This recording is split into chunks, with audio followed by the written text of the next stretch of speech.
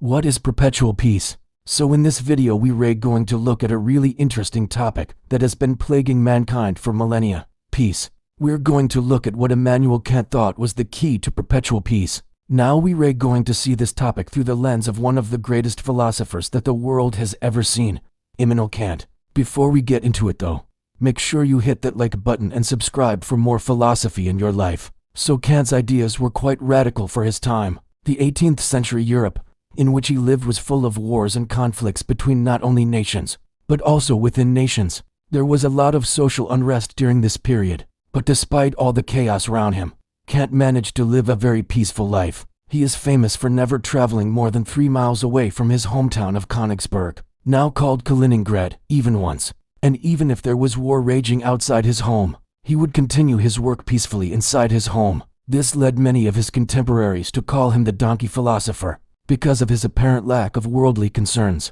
But despite living such a secluded life, he had very strong political opinions about how states should interact with each other, and he put those ideas into his book called Perpetual Peace. A major idea in this book is the concept of a cosmopolitan right, which is basically the idea that human beings have rights simply by being human, regardless of where they are born or what nationality they are. This concept is revolutionary because it goes against the prevailing idea of his time, that people's rights depend on their citizenship. For example, if you're an American, then you have certain rights because you are a citizen of America. If you are born in America, you have rights. If you are born in China, you have Chinese rights. Now Kant says no, you have human rights simply because you are a human being, regardless of where you were born. It doesn't matter if you were born in China, America, India, or anywhere else. You still have human rights, and those rights are given to you by virtue of the fact that you are a human being. That is a very revolutionary concept, and that is a central idea in cosmopolitan right. But today we're going to focus on another important idea in perpetual peace, which is how can we achieve perpetual peace? As I mentioned earlier, Europe was full of conflicts and wars during Kant's lifetime. There were wars between nations, there were wars within nations. So achieving peace was something that he really strived for and desired. In order to understand how he wanted to achieve perpetual peace, we need to first understand the nature of the conflicts that he saw around him. Kant identified 3 main causes of conflicts between nations. The first cause is what he calls the lust for power. Essentially, this means that one nation wants more power, and when another nation gets in the way of that, there is conflict. The second cause is the lust for wealth, which obviously means exactly what it sounds like. One nation wants more wealth and another nation is blocking its way, so there is conflict. And the third cause, and perhaps the most interesting one, is the lust for marriage. Let me explain what he means by that. When he talks about the lust for marriage, he's talking about how in the past, and even to some extent today, marriages were and are often used as alliances between nations. So if you want to go to war with somebody, but you don't want to be alone in that war, you find someone to marry your daughter off to somebody who has a lot of power or land or wealth, and in this way you have an alliance. If your ally goes to war, then you're kind of automatically at war as well. Now, these 3 causes for war may seem completely random and unrelated to each other, and to some extent, they are. But Kant noticed a pattern among all of these causes, and that is that they all ultimately boil down to one thing: lack of freedom. So all 3 causes, the lust for power, the lust for wealth, and the lust for marriage, they all end up restricting freedom. When one nation wants more power, it restricts the freedom of the other nation. When one nation wants more wealth, it restricts the economic freedom of other nations. When nations use marriage as a tool to gain allies, it restricts the freedom of individuals to choose whom they want to marry. So essentially what Kant is saying is that all the problems in the world, all the conflicts, all the wars, they all come from a restriction of freedom. So if we want perpetual peace, what we need to do is ensure that there is maximum freedom for all nations. In order to do that, he gives us 6 conditions. The first 2 conditions are pretty obvious. They deal with the concept of a world federation. The idea is that if all the nations of the world get together and form a sort of governing body that oversees all the nations, then we can prevent wars from happening. For example, if one nation starts behaving badly and wants to restrict the freedom of another nation, then the World Federation can step in and stop that from happening. Obviously, this sounds good on paper, but in reality, it is very difficult to implement. We have seen attempts at doing this throughout history. For example, we have the United Nations, but we also had the League of Nations before that.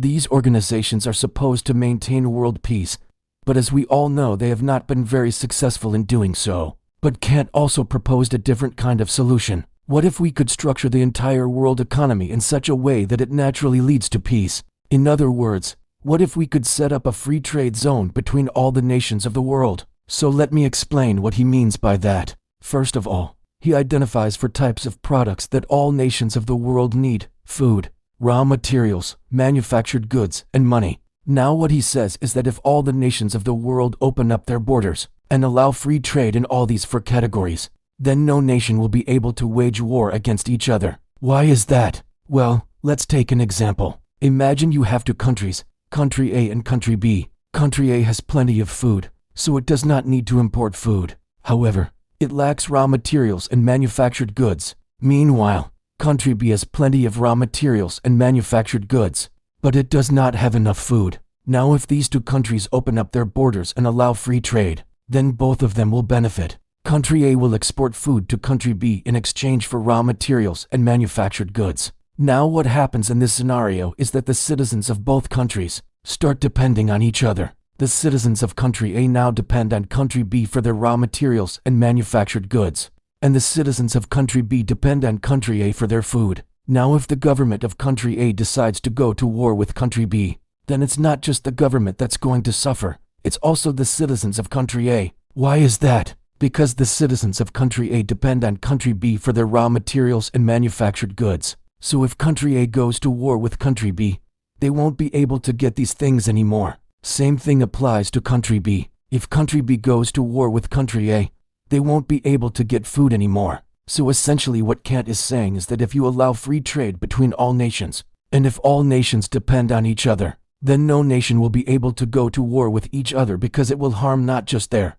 economy, but also the economy of their own citizens. In addition to that, Kant also says that in a free trade zone, there will be a lot of exchange of ideas and culture between nations, and when that happens, it promotes tolerance and understanding, and that makes it even less likely for nations to go to war with each other. So that was the 3rd condition for perpetual peace: allow free trade between all nations. The 4th condition is to abolish the death penalty. Kant believed that all human beings have a certain dignity and value simply by being human. And when you abolish the death penalty, you recognize that dignity and value. The death penalty takes away the possibility of redemption. Once someone is executed, there is no coming back from that. But if you abolish the death penalty and instead use imprisonment as punishment, then it allows the person to reflect on their actions and change. So abolishing the death penalty not only makes a society more humane, but also promotes peace. The 5th condition is to abolish standing armies. Standing armies are basically professional soldiers who are always ready to fight. The problem with standing armies is that they are expensive to maintain, and also they promote militarism. Instead of having standing armies, Kant advocated for citizen militias. In this system, every able-bodied citizen would receive military training and they would be called up for service, only in times of war. This way the cost of maintaining an army would be much lower, and also it would not promote militarism. And finally, the 6th condition for perpetual peace is universal hospitality. This basically means that all nations should treat each other's citizens as guests. This might sound like a nice gesture, but Kant actually took it very seriously. He believed that if all nations treated each other's citizens as guests, then it would promote peace. Why is that? Well, imagine you have a guest in your house.